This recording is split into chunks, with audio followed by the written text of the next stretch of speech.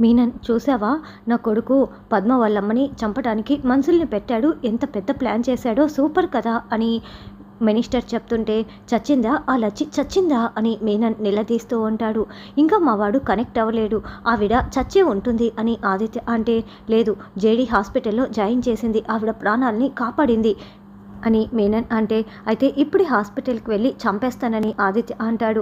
Hospital మొత్తం JD అధీనంలో ఉంది, ఇప్పుడు నువ్వు అక్కడికి వెళ్తే నువ్వు ప్రాణాలు పోగొట్టుకుంటావు అని మీనన్ అంటాడు. అందుకని భయపడుతూ కూర్చోవాలా అని ఆదిత్య అంటే, అవును భయపడాలి, జేడీ మీద గెలవటం కోసం చాలా కష్టపడాలి, భయపడాలి కూడాను, అప్పుడే మనం గెలవగలం, లేకుంటే జేడీనే గెలుస్తుంది, నీకు అర్థం కావటం లేదు అని జేడీని మీనన్ పొగుడుతూ ఉంటాడు. కాబట్టి నేను చెప్పింది విను, నువ్వు త్వరగా దేశం దాటి వెళ్ళిపో అని మీనన్ చెప్తాడు. ఏంటి నా కొడుకు వెళ్ళాల్సిందేనా అని మినిస్టర్ అంటే, అవును మినిస్టర్, ఆదిత్య దేశం దాటి వెళ్తేనే అప్పుడు నేను గణపతికి శిక్ష పడేలా చేస్తాను, గణపతికి శిక్ష పడితే జేడీ మీద సగం గెలిచినట్లే, తర్వాత మీడియాకి గణపతి నిర్దోషి అని నేనే సాక్ష్యాధారాలని ఇస్తాను, జేడీ తప్పుడు కేసులో గణపతికి శిక్ష పడేలా చేసినందుకు హ్యూమన్ రైట్స్ వాళ్ళు జేడీకి శిక్ష వేస్తారు, ఉద్యోగం కూడా పోతుంది, జేడీ సరిగ్గా డ్యూటీ చేయలేదని అందరూ నిందిస్తారు, జేడీ విలువిల్లాడిపోతూ ఈ కేసులో ఇరుక్కుంటుంది, ఇదే నాకు కావాల్సింది, అప్పుడు జేడీపై నేను పూర్తిగా గెలిచినట్లు, ఇదే నా ప్లాన్ అని మీనన్ చెప్పటంతో, అయితే అలాగే మీనన్, నేను వెంటనే నా కొడుకుని విదేశాలకు పంపించేస్తానని మినిస్టర్ చెప్తాడు. ఎల్లుండి గణపతిని కోర్టులో ప్రవేశపెట్టాలి, గణపతి ఏ నేరం చేయలేదు, ఆదిత్య చేశాడని మనం సాక్ష్యాధారాలు సంపాదించకపోతే పద్మచావుకి న్యాయం జరగదు, అప్పుడు పద్మచావుకి న్యాయం జరగకపోతే వాళ్ళమ్మ లేచిన తర్వాత స్పృహలోకి వచ్చిన తర్వాత ఆవిడ ప్రాణాలతో ఉండదు అని జేడీ బాధపడుతూ ఉంటే, చూడు జేడీ, నీపై నువ్వు నమ్మకాన్ని కోల్పోతే ఎలా, అయినా నువ్వు ఇంటి దగ్గర ఈ కేసుల గురించి ఆలోచించకూడదు, మాట్లాడకూడదని నేను చెప్పాను కదా, నువ్వు ఖచ్చితంగా కేసు గెలవగలవు, నాకు ఆ నమ్మకం ఉంది, జేడీగా బయట బాధపడుతుంటే నేను చూసి తట్టుకోగలనేమో, కానీ నా దాత్రి బాధపడుతుంటే మాత్రం నేను చూసి తట్టుకోలేను దాత్రి, కాబట్టి కేసులు గీసులు అన్నీ కూడా బయట మాత్రమే అని కేదార్ చెప్పడంతో, అలాగే కేదార్, నాలో ఉన్న జేడీని బయటికి పంపించేస్తున్నాను, రేపు ఉదయం అడుగు బయట పెట్టిన తర్వాతే కేసు గురించి మాట్లాడతాను, సరేనా, నేను హ్యాపీగా ఉంటానులే అని దాత్రి చెప్తుంది. అలాగే ఇది నాకు కావాల్సిందని కేదార్ అంటారు. అయ్యో మామయ్య గారికి ట్యాబ్లెట్లు ఇవ్వాలి, ఇచ్చి వస్తానని దాత్రి చెప్తుంది.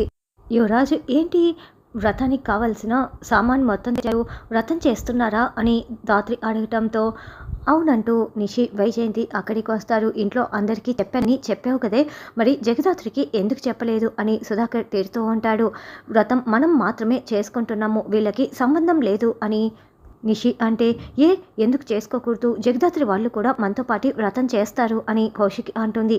ఇలా ప్రతి దానికి ఎందుకు ఏంటి అంటే, నేనేం చెప్పాలి వదినా, వాళ్ళకి మన ఇంటికి సంబంధం లేదు, చేయటానికి వీల్లేదు అని నిషి అంటే, అవునని వైజయంతి అంటుంది.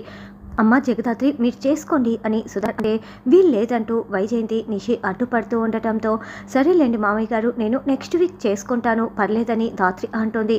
నెక్స్ట్ వీక్ మనం శాంతి అత్తయ్య వాళ్ళ కూతురు పెళ్ళికి వెళ్తున్నాం కదా, మరి నెక్స్ట్ వీక్ జగదాత్రి పూజ చేసుకోవటానికి ఎలా అవుతుంది, కాబట్టి మనతో పాటే చేసుకుంటుంది అని కౌశిక్ అంటుంది. ఆ నెక్స్ట్ వీక్ దాత్రి చేసుకోవటానికి లేదక్క అని కేదార్ చెప్తాడు. ఇది ఎలాగైనా రేపు మనతో పాటు వ్రతం చేసుకోవటానికి వీల్లేదమ్మి, రేపు అడ్డుకున్నాము ఇక అది అసలు వ్రతమే చేసుకోలేదు, మనకు మంచి జరగకపోయినా పర్వాలేదు కానీ దానికి మాత్రం మంచి జరగకూడదు, అదైతే చేయకుండా మనం చూసుకుందాంలే అని వైజయంతి నిషి గుసగుసలాడుకుంటూ ఉంటారు. అమ్మ జగదాత్రి మీరు కూడా మాతో పాటే చేసుకుంటున్నారు అని సుధాకర్ అంటే, లేదులేండి కావాలంటే నేను సపరేట్గా చేసుకుంటాను అని దాత్రి అంటుంది. పూజలో బంగారం నగలు పెట్టాలి అని కౌశికి చెప్తుంది.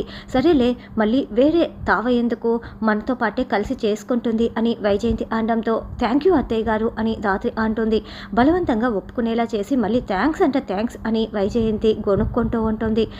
పిన్ని ఇంకా ఏమైనా కావాలంటే చెప్పండి, రేపు బ్యాంకుకు వెళ్ళినప్పుడు మిగతా సామాన్ తీసుకొస్తానని కేదార్ అంటే, బ్యాంకుకి ఎందుకు కేదార్ అని దాత్రి అంటుంది. ఇందాక అక్క చెప్పింది కదా దాత్రి, నగలు డబ్బు తీసుకొస్తానని కేదార్ అంటాడు. అబ్బో నగలు డబ్బు ఎంత మనీ ఉందో ఏంటో చెప్పు చూద్దాం అని నిషి అంటే, 2 నెక్లెస్లు 2 lakhs వరకు నగదు ఉంది నిషి అని కేదార్ చెప్పటంతో, నిషి వైజయంతి యువరాజ్ పగలబడి వెటకారపు నవ్వులు నవ్వుతూ ఉంటాడు. ఇందులో నవ్వటానికి ఏముంది అని అంటే, ఏంటి 2 లక్షల డబ్బు 2 నెక్లెస్లు కూడా ఒక లెక్కేనా అని వైజయంతి అంటే, అవును ఇంట్లో పని వాళ్ళ దగ్గర కూడా ఇంతకంటే ఎక్కువ డబ్బులు ఎక్కువ నగలు ఉంటాయి అని నిషి యువరాజ్ కూడా వెటకారపు నవ్వులు నవ్వుతూ ఉంటారు. ఇది గొప్పగా మాట్లాడుతున్నావు ఏంటి జగదాత్రి అని యువరాజ్ అంటే, చూడు నా భార్యని ఏమైనా అన్నావంటే నేను చూస్తూ ఊరుకోను అని కేదార్ యువరాజ్కి వార్నింగ్ ఇస్తూ ఉంటాడు. రే ఏందిరా అని యువరాజ్ అరుస్తూ ఉంటే, నువ్వు ఆగు యువరాజ్, అసలు ఇందులో నా భర్తను తక్కువ చేసి మాట్లాడితే నేను చూస్తూ ఊరుకోను. నా భర్త ఎన్నో జన్మల పుణ్యఫలం చేసుకుంటే ఇలాంటి భర్త దొరుకుతారు. భార్యని మహారాణిలా చూసుకుంటూ భార్యకి గౌరవం ఇవ్వటమే కదా ఆడవాళ్ళకి కావాల్సింది. అలా చూసుకోనప్పుడు 100 తులాలు కోట్ల ఆస్తి ఉన్నా కూడా దేనికి పనికిరాదు. నా దగ్గర కోట్లు లేకపోవచ్చు, కానీ నన్ను నా భర్త ఎలా చూసుకుంటున్నారో అదే నాకు కోట్లతో సమానం. ఇక్కడ నన్ను నా భర్తని తక్కువ చేసి మాట్లాడానని నువ్వు అనుకుంటున్నావు, కానీ ఇక్కడ పోయింది నీ పరువే. యువరాజ్ అని ధాత్రి అంటే, ఏంటే నీకు డబ్బు మీద ఆశ లేనట్లు మాట్లాడుతున్నావు, నీకు డబ్బు అవసరం లేదా అని నిషి అంటే, అవసరం లేదు కాబట్టి ఇలా ఉన్నామని ధాత్రి అంటోంది. ఏంట్రా చాలా ఎక్స్ట్రాలు మాట్లాడుతున్నారు అని యువరాజ్ అంటే, చూడు యువరాజ్, డబ్బే కావాలనుకుంటే నేను ఒక్క రోజులో కోట్లు సంపాదిస్తాను అని కేదార్ అంటాడు. రే మరి మేము ఇంట్లో నుంచి వెళ్ళిపోమని చెప్తున్నా కూడా మీరు ఎందుకు వెళ్ళట్లేదు? మీరు ఈ ఆస్తి కోసమే ఇంట్లో పడి తింటున్నారు. నువ్వు రేపు కోట్లు సంపాదించటం కాదు, ఒక్క రోజులో 5 లక్షలు సంపాదించి చూడు, నీ భార్యకి బంగారం తీసుకొచ్చి వ్రతంలో కూర్చోపెట్టు చూద్దాం అని యువరాజ్ అంటే, సరే నేను రేపు పూజలోపు 5 లక్షలు సంపాదించి నా ధాత్రి ఒళ్ళో బంగారం పెట్టి నేను వ్రతంలో కూర్చోపెడతాను అని కేదార్ అంటాడు. అలా చేయలేదే అనుకో, డబ్బు కోసమే నువ్వు ఈ ఇంటికి వచ్చావని ఒప్పుకొని ఇల్లు వదిలి వెళ్ళిపోవాలి అని యువరాజ్ చెప్తాడు. వద్దు యువరాజ్, నిన్ను కావాలని రెచ్చగొడుతున్నారు, ఒప్పుకోకు అని కౌశికి ధాత్రి బతిమలాడుతూ ఉంటారు. ఏంటి భయం వేస్తోందా? నువ్వు ఛాలెంజ్లో ఓడిపోతావు కదా, మాట్లాడే ముందు నిర్ణయించుకోవాలి అని నిషి యువరాజ్ వైజయంతి రెచ్చగొడుతూ ఉంటే, సరే నేను ఒప్పుకుంటున్నాను, నేను అలాగే తలదించుకొని ఒప్పుకొని వెళ్ళిపోతాను అని కేదార్ అంటే, కేదార్ ఆగు అని ధాత్రి ఎంత చెప్తున్నా కూడా కేదార్ ఇక అసలు వినడు. అయితే నువ్వు వదిన్ని అడిగి తీసుకోవన్న గ్యారెంటీ ఏంటి అని నిషి అంటే, నేనెప్పుడు మోసం చేసి గెలవాలనుకోలేదు నిషి, నేనేంటో నాకు చాలా బాగా తెలుసు, నేను ఎవరిని మోసం చేయను అని కేదార్ వార్నింగ్ ఇచ్చి వెళ్తాడు. కేదార్ కోపంగా పైకి వెళ్ళటంతో ధాత్రి కూడా వెళ్ళి, కేదార్ ఇప్పటికిప్పుడు అంత బంగారం అంటే కనీసం 20 లక్షలైనా కావాలి, 5 లక్షలు ఒళ్ళో పెడతానని చెప్పావు, మొత్తం 25 లక్షలు ఎక్కడి నుంచి తీసుకువస్తావు? సరే ఇప్పటికైనా నా మాట విను, నాకు నీ ప్రేమ చాలు అని ధాత్రి చెప్తూ చేయి పట్టుకొని అడుగుతూ ఉంటుంది. లేదు ధాత్రి, నేను ఏదో ఒకటి చేసి ఈ ఛాలెంజ్లో గెలుస్తాను అని కేదార్ అంటాడు. అప్పుడే కౌశికి అక్కడికి వచ్చి, చూడు నేను రావు గారితో మాట్లాడతాను, ఆయన డబ్బులు ఇస్తారు, నగలు, ఆ డబ్బులు తీసుకొచ్చి ధాత్రి ఒళ్ళో పెట్టు కేదార్, నేనే డబ్బులు ఇచ్చానని మీరు చెప్పరు, నేను చెప్పను అని కౌశిక్ అంటే, కానీ మాకు తెలుస్తుంది కదక్క, ఏదో ఒకటి చేసి నేనే ఇది చేస్తాను అని కేదార్ అంటాడు. అవును వదిన, నిషికి మేము తలెత్తుకొని సమాధానం చెప్పగలగాలంటే ఇది మేము న్యాయంగా సంపాదించిందే అయి ఉండాలి అని నాకు నమ్మకం ఉంది అని ధాత్రి అంటుంది. అవును, నా భార్యని తలెత్తుకునేలా నేను చేస్తానని కేదార్ అంటాడు. తెల్లవారిన తర్వాత నిషి ఆలోచిస్తూ కూర్చొని ఉంటే, ఏందమ్మి నువ్వు ఇంకా వాళ్ళ గురించే ఆలోచిస్తున్నావా? ఇంకొన్ని గంటల్లో వాళ్ళు ఇంట్లో నుంచి వెళ్ళిపోతారు, నువ్వు ఆలోచించాల్సిన అవసరమే లేదు అని వైజయంతి యువరాజ్ ఇద్దరు చెప్తూ ఉంటారు. తర్వాత కేదార్ బుక్కు పెన్ను పట్టుకొని ఆలోచిస్తూ ఉంటే, ఏంటి కేదార్ అని ధాత్రి వచ్చి టెన్షన్ పడుతూ బాధపడుతూ అడుగుతూ ఉంటుంది.